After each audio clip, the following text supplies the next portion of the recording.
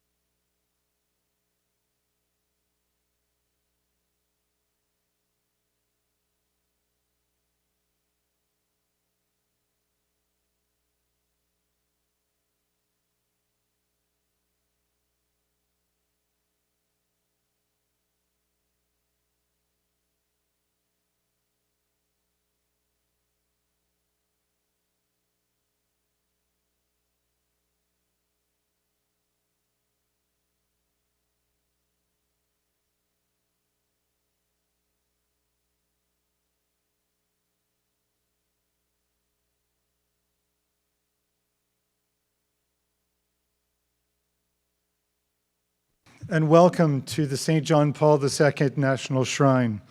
I am Grattan Brown, the Director of Mission and Ministry at the Shrine. We are so grateful that you have come to this important discussion about the experience of Christians suffering persecution in Iraq and Nigeria. With his keen sensitivity to human experience, St. John Paul II reminded the world that war destroys the lives of innocent people, teaches how to kill, throws into upheaval even the lives of those who do the killing, and leaves behind a trail of resentment and hatred. A great effort must be made to enhance mutual understanding and knowledge and to increase the sensitivity of consciences. This event and the exhibit it introduces to our nation's capital increase this sensitivity of consciences in a very personal way. Through images of the faces, the bodies, the churches, the schools, and the homes of Christians persecuted in Iraq and Nigeria. It offers us in the United States a way to join the church in these countries as promoters of peace and reconciliation. The Shrine is particularly grateful to Stephen Rasha for allowing us to present this exhibit and for inviting our other esteemed guests, Father Atta Barkindo and Father Karam Shamasa of Iraq. Stephen Rasha is a member of the Knights of Columbus, a senior fellow at the Religious Freedom Institute in Washington, D.C., and the director of the Institute for Catholic Humanitarian Service at the Franciscan University of Steubenville, whose support has also contributed to the exhibit presented this evening.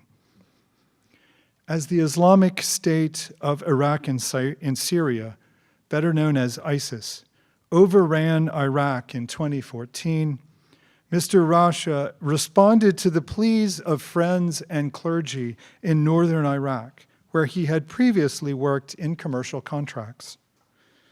He went to Iraq to help the Chaldean Archdiocese of Erbil and found himself responsible for the care of nearly 150,000 homeless Christians. He expanded his work to Nigeria in 2020 and throughout has used his photography skills to document the effects of persecution, but perhaps more importantly, to portray the resilience, the hope, and even the joy of those he has served. Father Karam Shamasa is the provost of the Catholic University of Erbil, Iraq, is a priest in the Diocese of Al-Kosh in Nineveh Plain, and holds a doctorate in moral theology from the Alphonsian Academy in Rome. Father Shamasa himself was displaced in 2006 when sectarian violence forced his seminary to close, and again in 2014 when ISIS invaded Nineveh. And yet 1 year later, he helped Archbishop Bashar Warda establish the Catholic University in Erbil from the midst of tents and rubble, as he put it. Father Atta Barkindo is a priest of the Catholic Diocese of Yola in northeast Nigeria. He is the director of the National Peace Committee in Nigeria and the executive director of the Kuka Center for Peace and Justice in Abuja, Nigeria. He has degrees in political Islam and interreligious dialogue and in African politics. He's the author of a book explaining the ideology of Boko Haram and specializes in the de-radicalization and reintegration of violent extremists. Finally, we cannot fail to recognize the role of the Knights of Columbus in bringing hope to the people served by our speakers this evening. Among many other initiatives, the Knights have supported the work of Mr. Rash and the founding of the Catholic University of Erbil, as well as the work of this National Shrine, one of the Order's apostolic works. At this time, I invite Father Karam Shamasa to present a gift from the Archdiocese of Erbil to the Knights of Columbus, and I ask Knights of Columbus Supreme Director Stephen Kehoe to come to the stage to receive this gift on behalf of the Knights.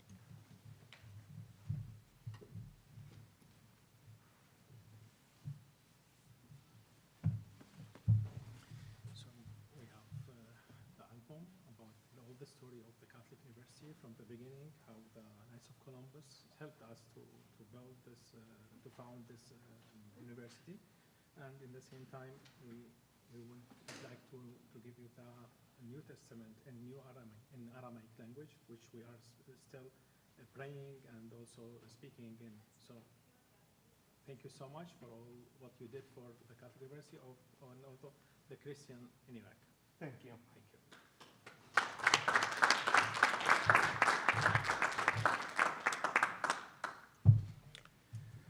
I now invite Mr. Stephen Rasha to the podium to begin our presentation this evening.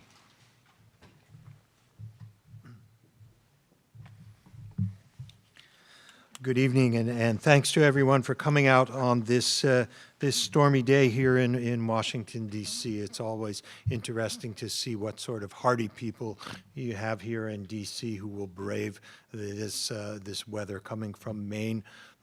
You know, we pretty much go through everything all the time. It's always an amazing thing to me how quickly the city can shut down with weather. But nevertheless, all you brave people are here, and we're grateful to you all, especially so many friends who have been real warriors in the cause of religious freedom and protecting the persecuted. Some of you that I see here tonight have been deeply engaged in this for many, many years. We're really grateful for the work that you do. As Grattan said, we'd like to give thanks to the Knights of Columbus for putting on this exhibit and for all their ongoing support over the years, which makes the work that is shown in many of these photos possible. For those who are here and who will be viewing the exhibit, I hope that you'll find within all of these faces a spark of human dignity that we tried so hard to capture.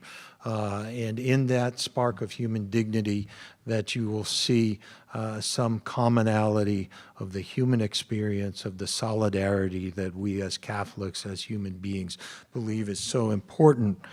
The photos that you'll see, for those of you who haven't had a chance to go and look at the exhibit and may do so afterwards, the photos that you'll see are primarily photos of people on the margins. And these are taken in places and situations where I was engaged primarily not as a photographer, but as a worker in service, in humanitarian service, and in the work that the Knights of Columbus hold so close to their heart, which are our Catholic works of mercy. It's the primary purpose that we would be in these places doing this work. And one of the reasons you'll see so much openness in some of the faces of these photos is because they knew we were not there primarily to take pictures of them, but we were there to be with them. In many of these cases, we were able to get the photos that we took because we had been there time after time after time, over months, over years, and a level of trust was developed so that they would open themselves to us. And we hope you can see that in some of these photos. The last thing I would say on that before we move on to the discussions with the fathers is that I can tell you that my own personal journey with these photos, with these faces over the years has been a tremendously moving one for me. You know, as a photographer, it's one thing you click the shutter. It's another thing when you take those faces, when you develop those prints, when you frame them and you put them up for the rest of the world to see, you develop a sense of responsibility for those people as individuals, as people with their own intrinsic spark of human dignity. So these photographs are very personal to me. They've become very personal to me. Every single one of those people, I can tell you, I knew them. I know them. I say I knew them because some of them have since passed. But there are no strangers in any of these photos to me, and they stay with me. And so I'm very pleased to have a chance to show them and share them with you all here tonight, and to the visitors who will come to these exhibit. Again, I hope you will look at them as human beings. You know, we talk about the marginalized. Who are these marginalized? Who are these persecuted? We talk about them in categories, but the category that's most important is human being. And we hope that you can see that in the photos that are here tonight. We'll stay after the exhibit. Happy to answer any questions if there are people who are technical photographers who have questions about things, or people just are interested in what had happened. I'm delighted to have with me tonight two distinguished priests and scholars who I'm also honored to call my friends, who I've known in difficult situations, and I think that's where we all make our best friendships, when we know people in situations like that. So, without further ado, I'm going to take my seat here, and we will begin a series of discussions with both of the fathers. And what we'll do is we'll base those discussions around selected photographs that we've discussed with the fathers ahead of time that have a specific meaning for them. And out of that, we'll continue the discussion. We'll leave time at the end of this for questions from the crowd as well.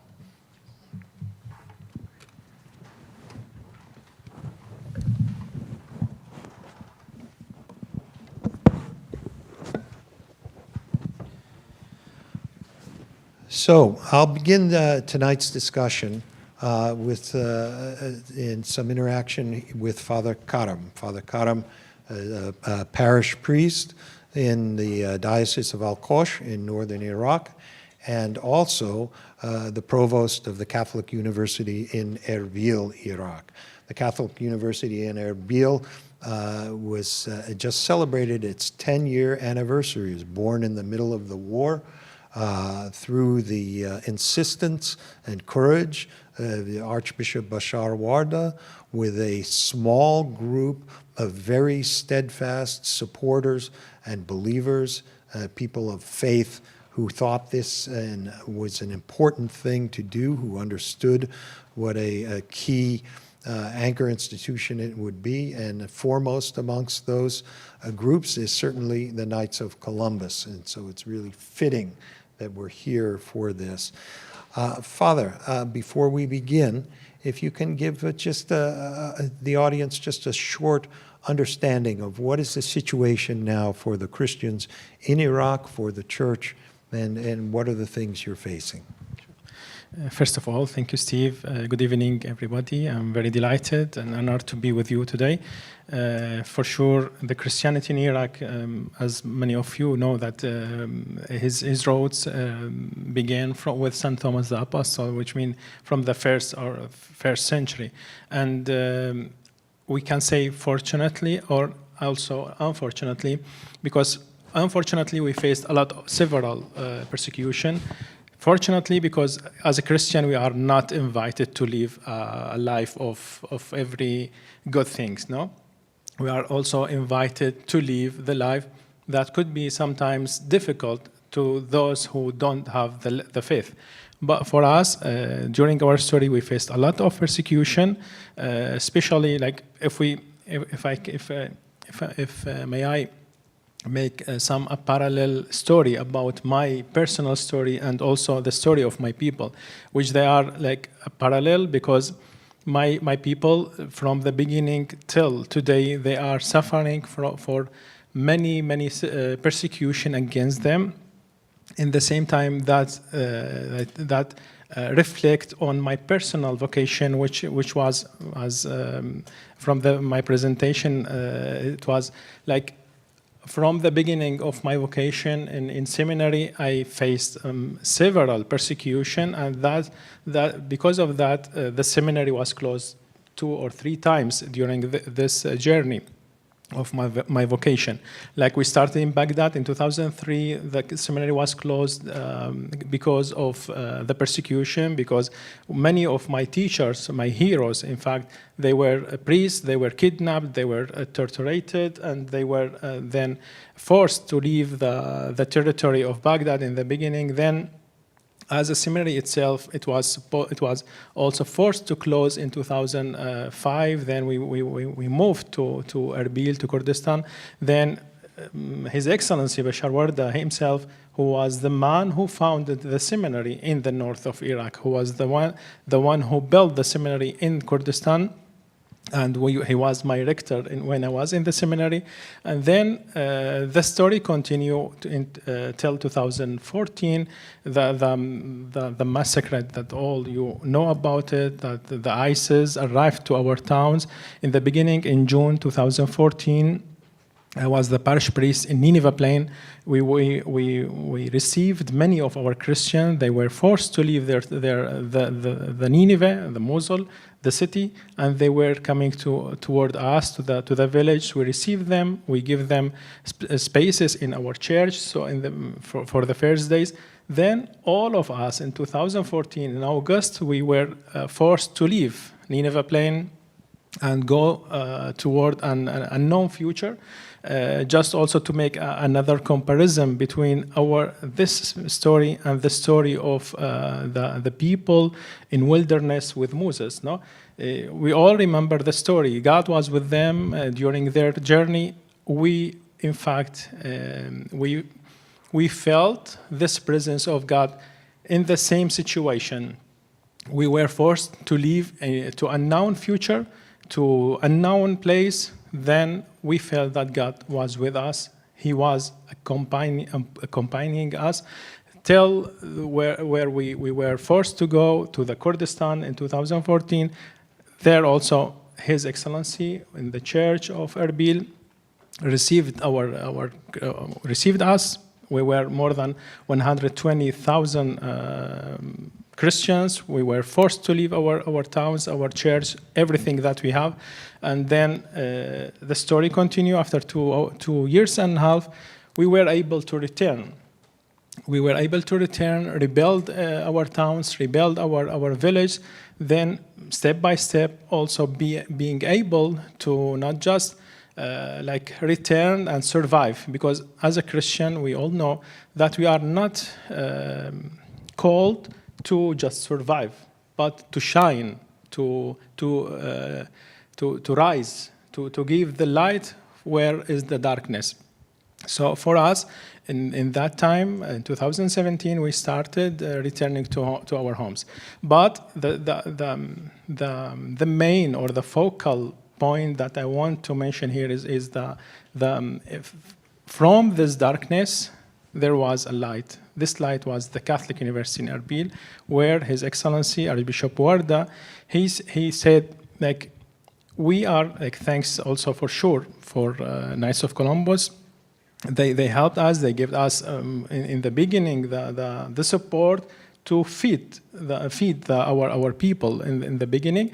Then he said, His Excellency said, we are giving them the food, but there's something missed.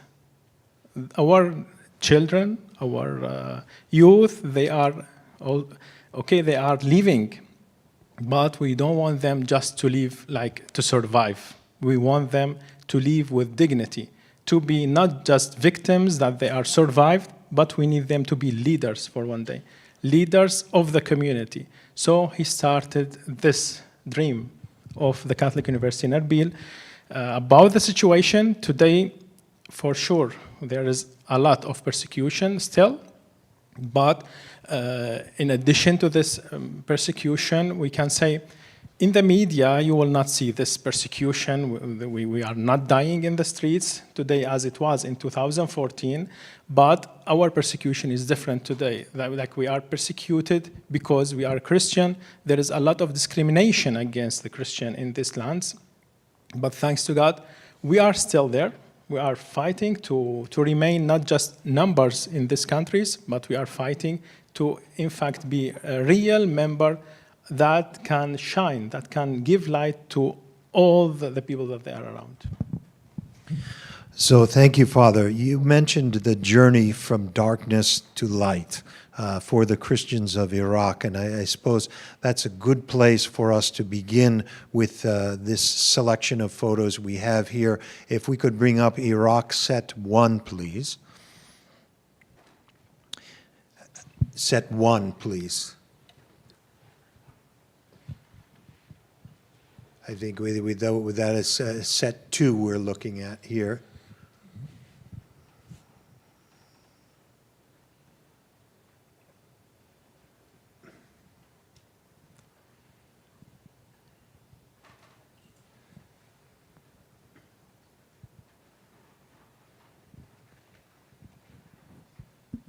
Okay, so Father, what we're showing now here, and what our audience can see as well, is a set of photographs having to do with the statue of the Virgin Mary in the Church of Mar Adai in the town of Karamdes, with our dear friend, then Father Thabit, later Bishop Thabit.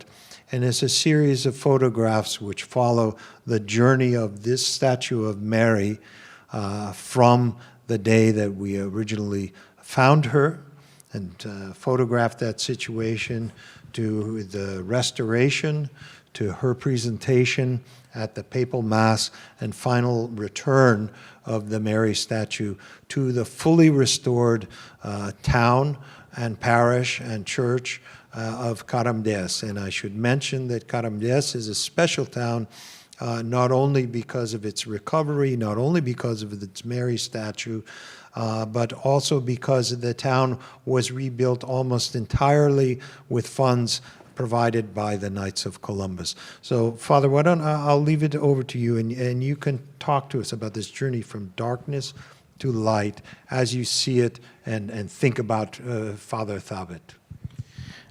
For sure, this is very meaningful photos, pictures that we can see that they are not just talking about this simple restoration of a statue of Mary. It's about the story, or the story that can talk to all the people that they can see, which when many times in the darkness, it's not easy to think about positive things. It's not easy to think about the hope in this situation. When we see the picture of Father Thabit, who was lately passed away, he was my bishop, the bishop of my diocese. Unfortunately, we lost him, but for sure he is an angel in heaven. There we found the priest who was looking to what darkness could do in a place where everything was just for prayers, the place where it was supposed to be the place where people come to feel better, to feel that they are living in the hand of God, but the darkness came and destroyed everything.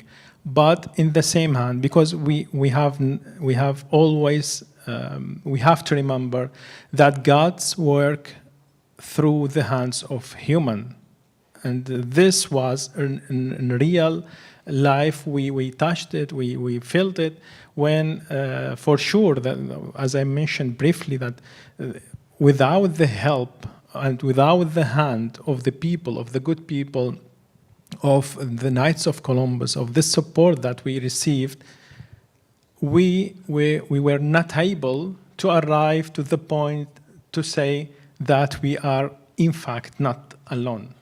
We have many people that they supported us from the beginning. They were with us from the beginning. This nearest, or this being beside us from the beginning was and it is very meaningful for us, because you can see the change from nothing. Today, this church, in fact, and this statue, today they rise, and they were present in the mass where the Pope Francis, when Pope Francis visited Iraq, were present in the mass that His Holiness celebrated.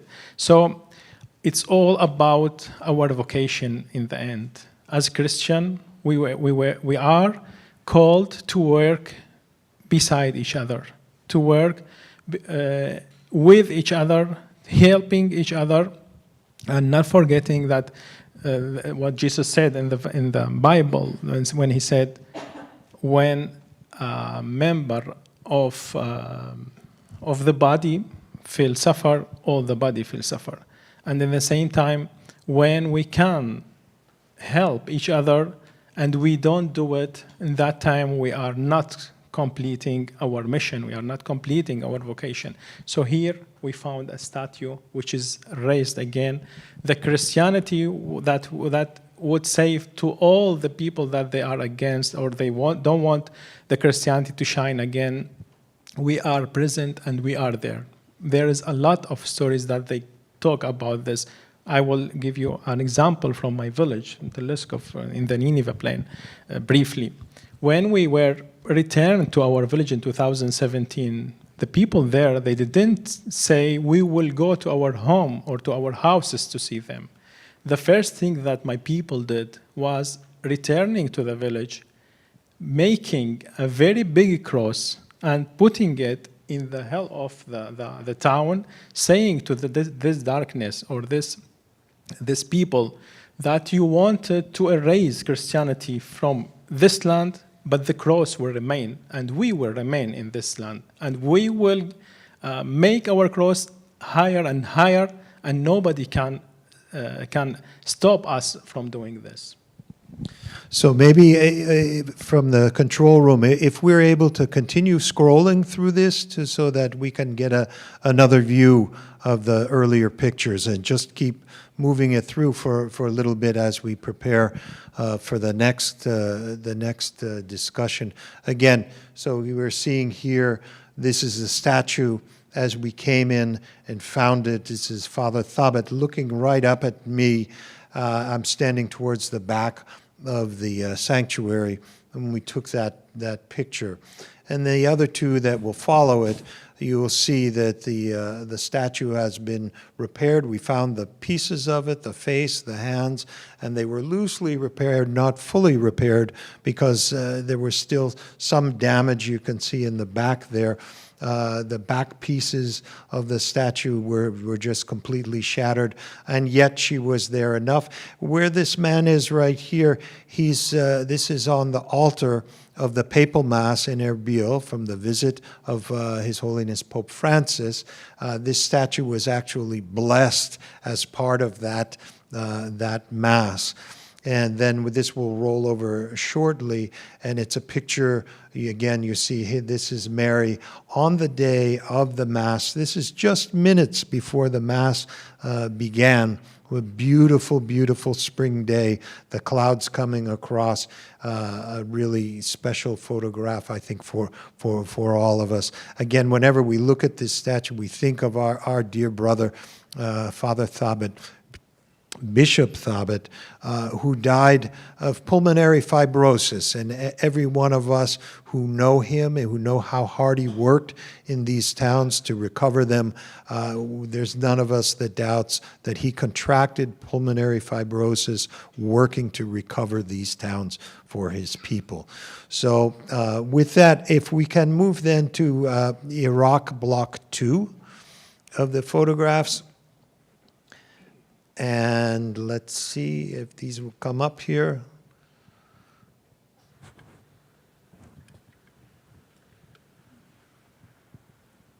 Okay, so these are photographs from the Papal Mass in Erbil, and we'll talk about these just briefly so we can keep our schedule moving. But these are photographs that are taken. Here's Pope Francis. This is at the Papal Mass in Erbil. And he was 84 years old at the time of this. And for those of us who worked there at the Mass, which in Erbil, which I can say now after all of this time were one of the primary benefactors to make this Mass possible, was the Knights of Columbus. who did everything they could to not be public about the fact that they had funded this Mass in the typical humble, understated way in which they work. We have Pope Francis here riding around in the Pope Mobile through the National Soccer Stadium in Erbil. The crowd was just ecstatic. And here we have one of the Chaldean daughters of Mary. Finally, with a chance to smile, she's setting the tablecloth for the papal altar. Was altogether just a very joyous event. And Father Karam was part of the choir that sang, and in fact sang one of the solos for the Holy Father in that Mass. So Father, quickly, if you could tell us, what did that Mass mean to you as a priest, and what did that Mass mean to the people of Iraq? It was one of the most important moments in my life, for sure, being part of this Mass. I was talking about our displacement. Now, we left our ancient altars behind us, but we always have in mind that, as I said, God was with us. We built a new altar, and this new altar, this promised land for us after the Good Friday, was having His Holiness with us, celebrating the Mass. After all this darkness, you can see how much people there is in the Mass. You can see, and I was there feeling blessed, feeling very delighted, very honored to be part of this Mass, because for us Christian, and especially for me priest, being in communion in the Catholic Church, with His Holiness, it's a big honor that the dream of San Giovanni Paolo II, John Paul II, yeah. and the dream of him wanted to celebrate, to come to visit Ur of Babylonia, come to visit this blessed place, was finally realized by His Holiness Pope Francis, and myself, poor priest from village, being part of this celebration. It was very, very blessed moment for me and for all my people, because we felt this presence, this nearest of all the church to us. We were not alone from the beginning, having His Holiness with us in the Mass, saying, we are with you. Don't fear. You are not alone. And in fact, this is the message of the exhibit and all the words that we want to say. We want you to not forget about us, to not forget about Christian in this land, in this persecuted land, because when we have this moments of communion with all together, in this moment we in fact realize that we can do it. We can arrive to say to the darkness, our light is bigger than you. Our cross will rise again. Our Christianity will remain till the end. Thank you, Father. Thank you for those reflections. We'll move now on to the topic of Nigeria. And to begin that off, we'll hear for a few minutes of reflections and considerations on the current situation in Nigeria from Father Atta Barkindo. Thank you, Steve. Thank you, everyone, for having me here. First, I would like to begin by saying definitely there's very aggressive persecution of Christians in Nigeria. And this is happening at two levels. The first level is the level of government policy. And the second level is the physical violence that we have seen and we continue to see in Nigeria. At the level of policy, there's a bit of historical context to this. Before Nigeria became a country, there was existing Islamic caliphates in the north, the Kanem Borno Empire and the Sokoto Caliphate. And all of them had diplomatic relationships with the Ottoman Empire. And they were fully established as a pure Islamic territory. When the colonial masters came, the British, they dismantled these empires and installed constitutional democracy and amalgamated the North and the South. The South was predominantly Christian, the North was predominantly Muslim, and they brought, constitutional democracy.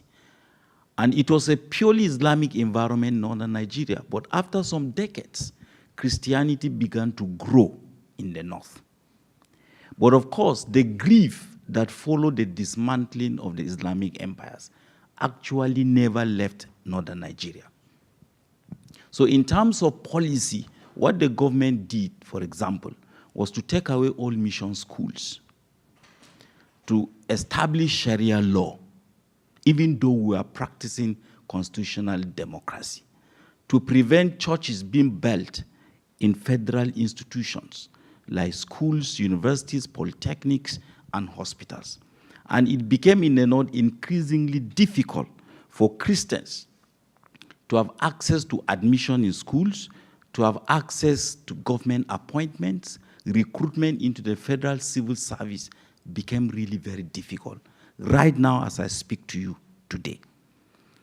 And eventually, Islamic ideology came in. All of you know, with Al-Qaeda, with Islamic State, with Boko Haram, with ISWAP. I did my PhD in London, where I translated the preaching of all these terrorist groups, mostly from Arabic. And you can find where they even, very extreme interpretation. They can't be ruled by a non-Muslim or by a woman.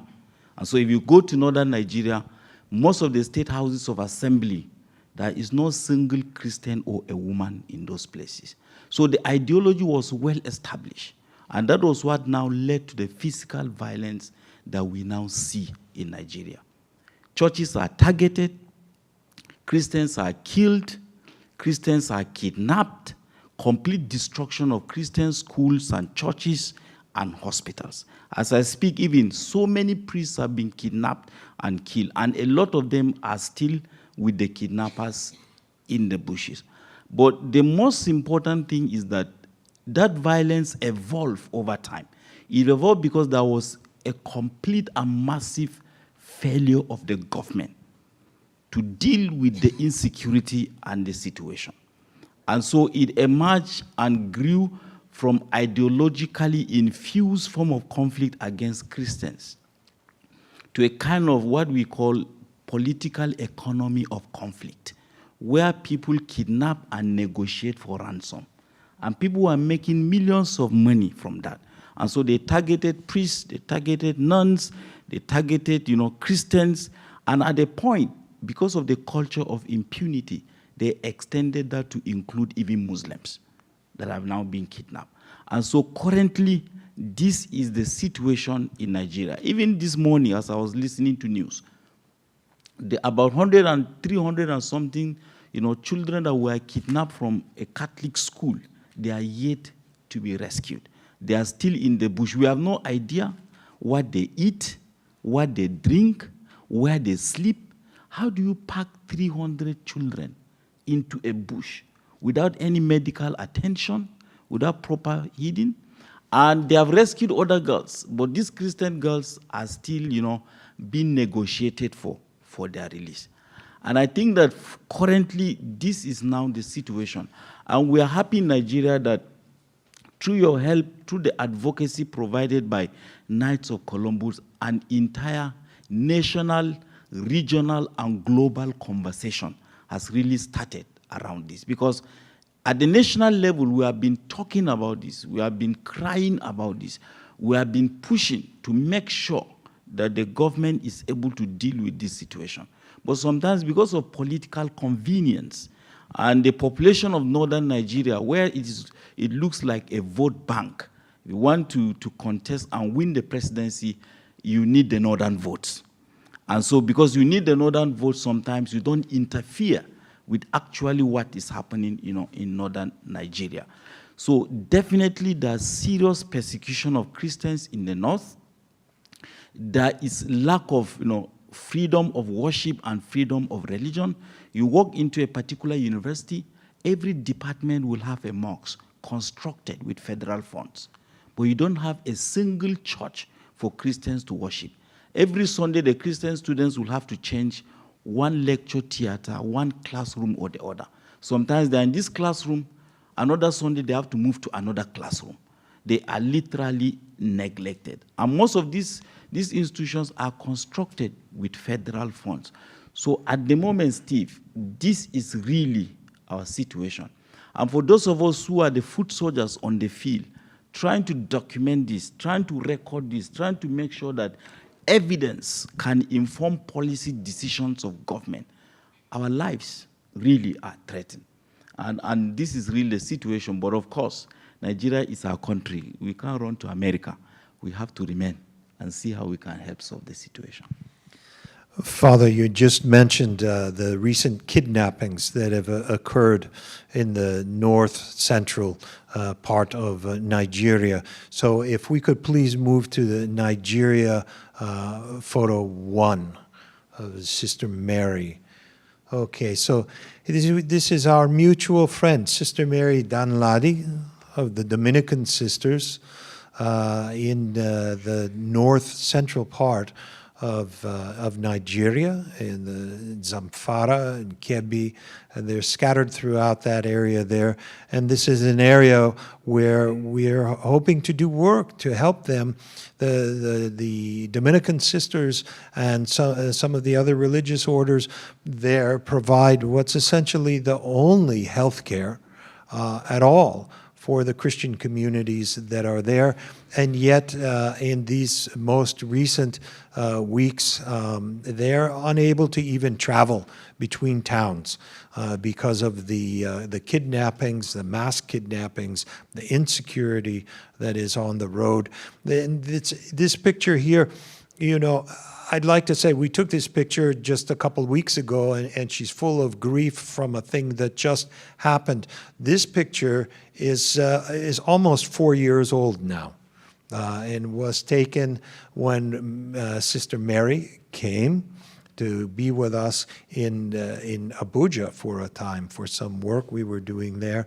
And she's here expressing the situation of the pain that is with her people, with her community, about all the violence and kidnappings that were going on then in 2022.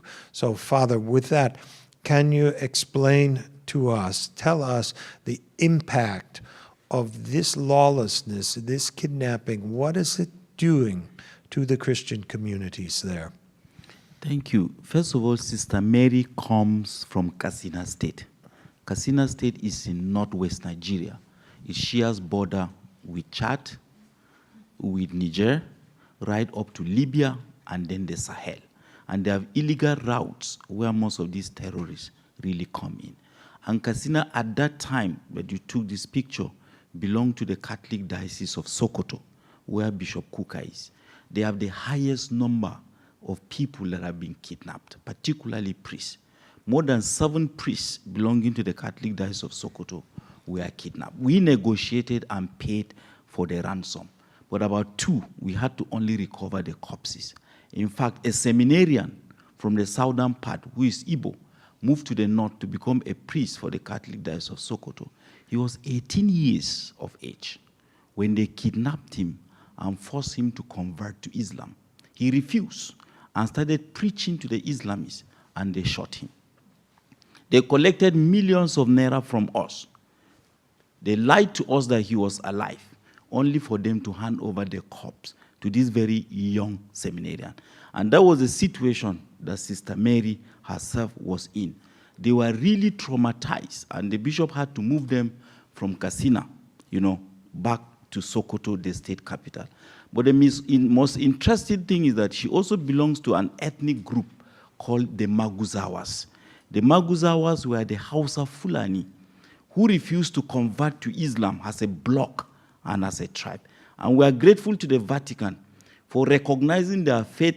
They now created for them a diocese, which is called the Katsina Diocese, in the heart of the Muslim territory, really in northern Nigeria.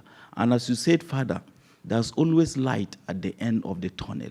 And we celebrate the faith and the witnesses that these people bear to the Catholic faith. A lot of them will live, as martyrs, being kidnapped, being traumatized And yet, in the midst of this, they continue to stand firm and to preach, the faith. And we also thank you, Steve, for really moving around in Nigeria, using cars and roads. And I always tell myself, if I was Pope, I would make you a saint. Well, thank you, Father. I'll keep that in mind. Moving along, you talked about the Pope, and if we can bring up Nigeria picture 2, we'll try to end this on an upbeat note here.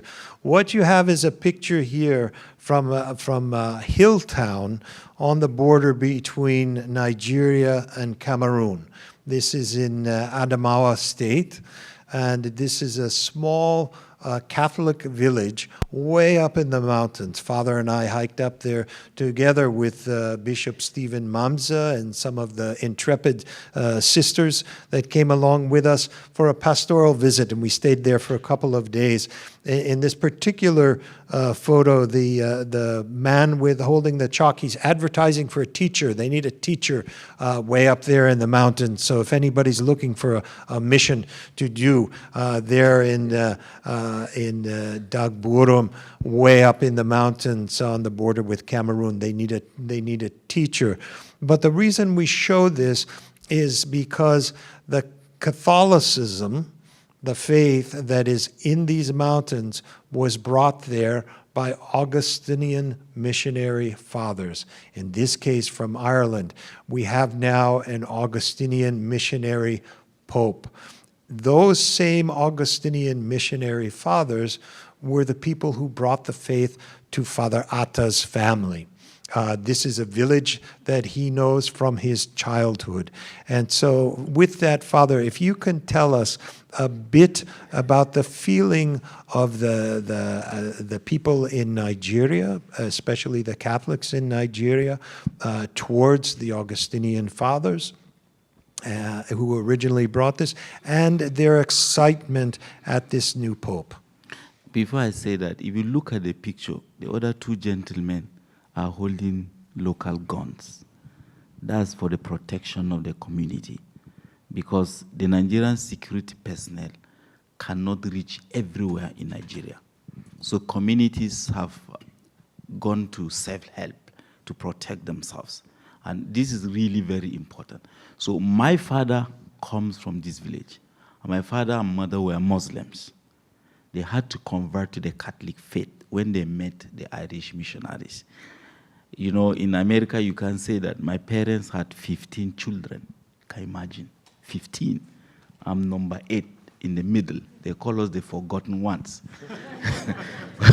When you're in the middle, actually, nobody remembers you. And 2 of us became priests.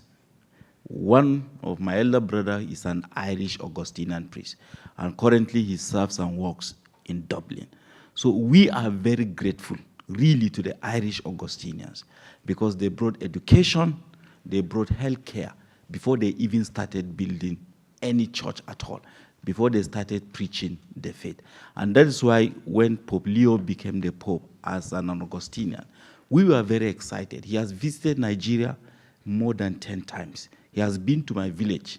I'm not sure if he sees me now, he can remember, but I have his picture with my elder brother when he really came to Nigeria. So we are very grateful for the sacrifices that the missionaries made, the Augustinian fathers. Some of them died from mosquito bite. Some of them were bitten by snakes and died. Some of them still have their graves, One of them, the last Augustinian priest that left my village, does this thing for roasting pork. And the Augustinians love pork. So that's what they left for my father, who is the local catechist. And so we are very, very grateful. And grateful, too, to the Knights of Columbus. This village has no school, no hospital. If women are pregnant and they want to have their child, they have to walk down from the mountain down to the local clinic where they can actually have children. But the faith remains very, very strong. Any evangelical pastor, any Protestant pastor that comes to this village to preach, the villagers will come together and sit him down and will ask him, have you been sent here by the Catholic Bishop of Yola? If he says no, then get out of our village.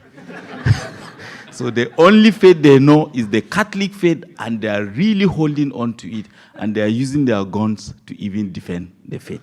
Thank you.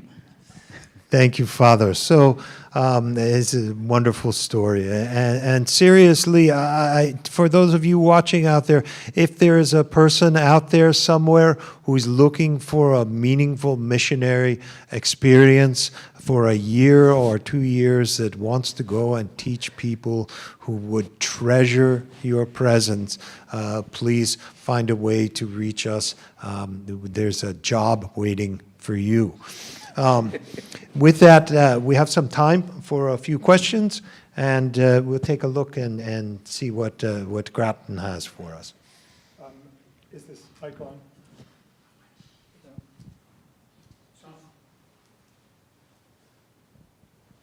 Check.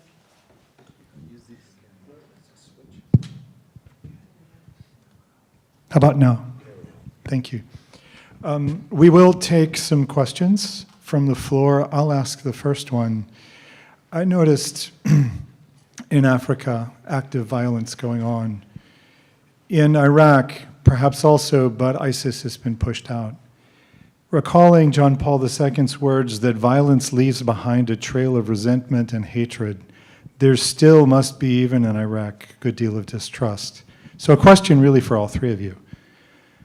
What practically can be done to promote reconciliation, build trust, continue helping society go in the way that we want it to go?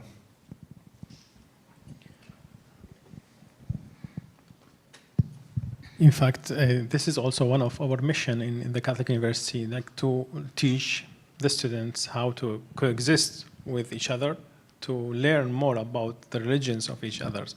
The ISIS, for sure, is not finished like totally. There is the problem, it was always, and it is, that the people, there are people with this mentality, with this ideology. They still have the ideology of ISIS, even if they don't call it as ISIS. Because through the story, we understand that, our history, we understand that the radicalism is always the same. What it changed is just the names. So there is this mentality. Our goal as Christian, we are even less 200,000 that we remain in Iraq. One time we were we were the majority in Iraq one time. Today we are a small group, group of faithful, but we are still strong because we are still have this possibility to be able to announce throughout, as the father was mentioning, that Augustinian, they were there, but in the beginning they were not preaching. St. Paul is himself, he started his mission not by preaching, by working, by doing. Our mission in Iraq is always doing and also witnessing. We are witnesses. So whenever we go in Iraq, even without saying that we are Christian, maybe, I don't know, Steve, if you saw this, or if you were in this situation, wherever you want, they will say to you, you are Christian from the face. You are Christian. So we show our faith, we show our Christianity throughout what we do with the others. This is what we try to do in the university. We are university for all. We are teaching our people how to live with the others without saying to the other that your faith is different or your faith is wrong. You can touch the differences when you are living with the others peacefully. Thanks. I think, for me, we also have to talk about what shouldn't be done. In Nigeria, two things should not be done. I was on the EU-funded project for rehabilitating terrorists and violent extremists in prison. Now, there's this Western concept of justice and absolute human right that shouldn't be applied to terrorists. They have killed, they have raped, they have maimed, and I think they should be locked away. But what has happened is that applying this concept of justice from the West, even if they are in prison, their rights must be protected. They are provided with decent place of sleeping, air conditioning, room for counseling, computers for them to use, where their victims are living in IDP camps, living on humanitarian aid, unable to go back to their houses. The second thing is that you have Islamic scholars, as you are trying to build peace, they are busy preaching intolerance and exclusion on a daily basis, using loudspeakers across northern Nigeria on why they shouldn't accept democracy, on why they must impose Sharia law and practice Islam. And the government looks away. Nothing is being done. And what we want to do, then these two things pose challenge. We want to build platforms for forgiveness and reconciliation so that communities can come and sit face to face and talk to each other. When the Rwandan genocide happened in 1994, within 1 year, almost 1 million people were killed in Rwanda. The Rwandan people say, no, we don't want expensive lawyers with ties and suits and receiving expensive fees to be paid. Rather, the government should give them that money to rebuild Rwanda. What they did was to bring the concept of gachacha, where communities sit under the tree. I kill your wife. This is what happened. I buried her here. Can you forgive me? So truth-telling in exchange for freedom, in exchange for forgiveness and reconciliation. And I think for me, this is what we right now need in Nigeria, if it can be promoted by the church. The reason is that for almost 15 years, people have lived with accumulated anger and grievances and poison that they haven't had the platform to express that. You meet mothers who are unwilling to forgive their children for killing their own father in the presence of the mother because the father refused to comply with their brand of Islam. So we really need platforms for forgiveness and reconciliation as promoted by Christianity. But to do that, we need to get rid of certain things. So maybe we have time for one more question. Other questions from the floor? And please wait for the microphone to come to you.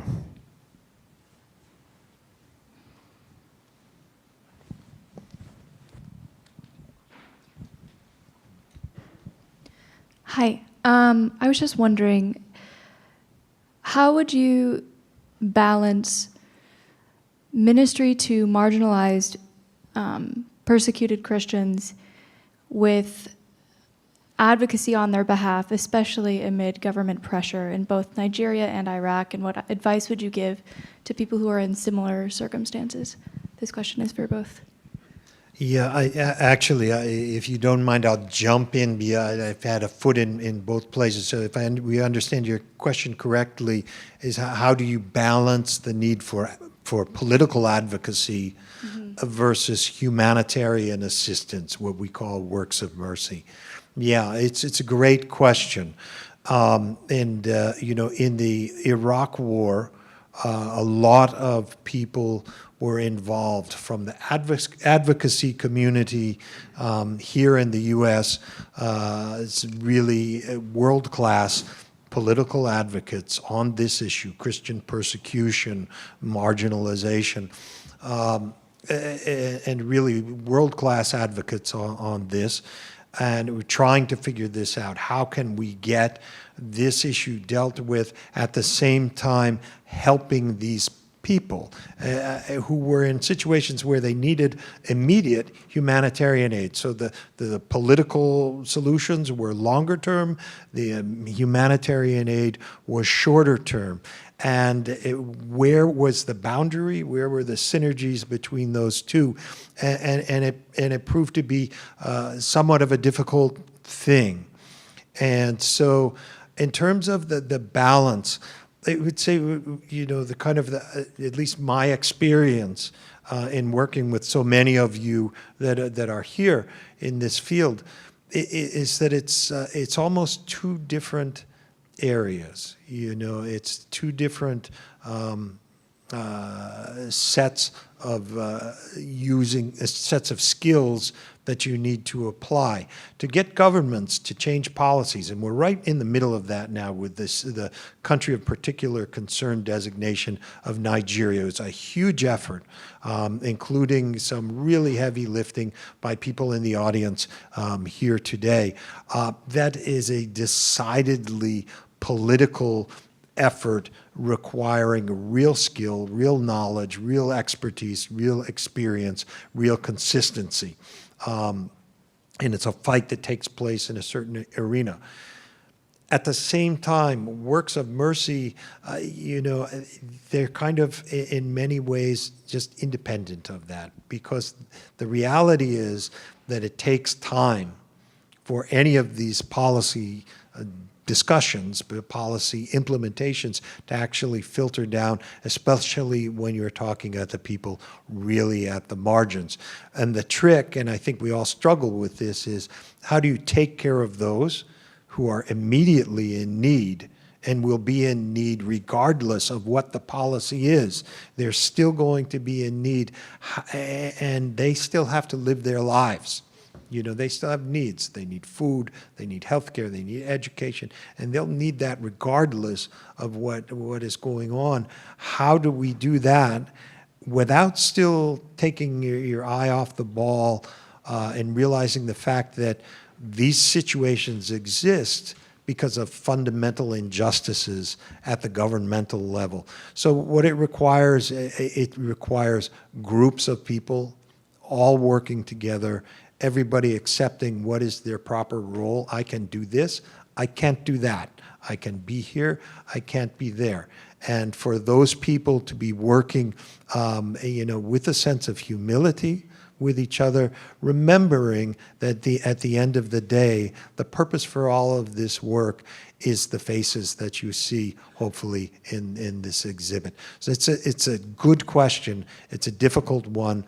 I think, you know, there are a lot of people in this room with good hearts and good wills. We try to all work together to make sure that people are putting this particular skill sets they have to the best work. Thank you. We'll end it there. In a moment, our speakers will move to the reception where they'll be available for further discussion. But first, let's give them a round of applause.